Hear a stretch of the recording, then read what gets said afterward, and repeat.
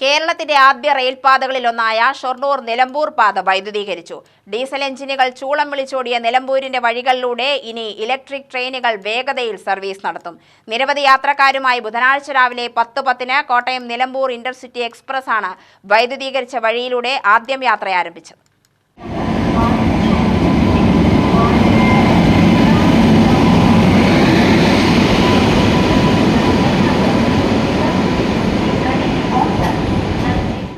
Palakkad railway ഡിവിഷനിൽ വൈദ്യുതീകരണം നടത്തുന്ന അവസാനത്തെ പാത കൂടിയാണ് ഇത്.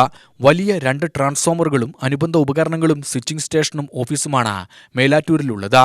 വാണിയമ്പലത്തും അങ്ങാടിപ്പുറത്തും വാടാനംകുറിശ്ശിയിലുമാണ് മറ്റ് വൈദ്യുതി സ്വിച്ചിംഗ് സ്റ്റേഷനുകൾ ഒരുക്കിയിട്ടുള്ളത്.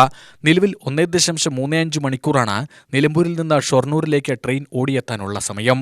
ഇലക്ട്രിക് ട്രെയിൻ ഓടിയെത്തുന്നതോടെ സമയം 1 മണിക്കൂർ 10 മിനിറ്റായി ചുരുങ്ങുമെന്നാണ് റെയിൽവേയുടെ പ്രതീക്ഷ. 30% ചെലവും കുറയും. റെയിൽപാത വൈദ്യുതീകരണത്തിന്റെ നിർമ്മാണ ചുമതല L&T കമ്പനിയാണ് ഏറ്റെടുത്തിരിക്കുന്നത്. നിലമ്പൂർ നഞ്ചൻകോട് പാതയ്ക്കാവശ്യമായ വൈദ്യുതിയും മേലാറ്റൂരിലെ ട്രാക്ഷൻ സബ്സ്റ്റേഷനിൽ നിന്നാണ് നൽകുന്നത്. ഷൊർണൂരിൽ നിന്നുള്ള വിവിധ ഭാഗങ്ങളിലേക്ക് ഇപ്പോൾ തന്നെ വൈദ്യുതി നൽകുന്നതിനാൽ ഈ പാതയെ കൂടി ഉൾക്കൊള്ളാനാകില്ലെന്നാണ് അധികൃതർ പറയുന്നത്.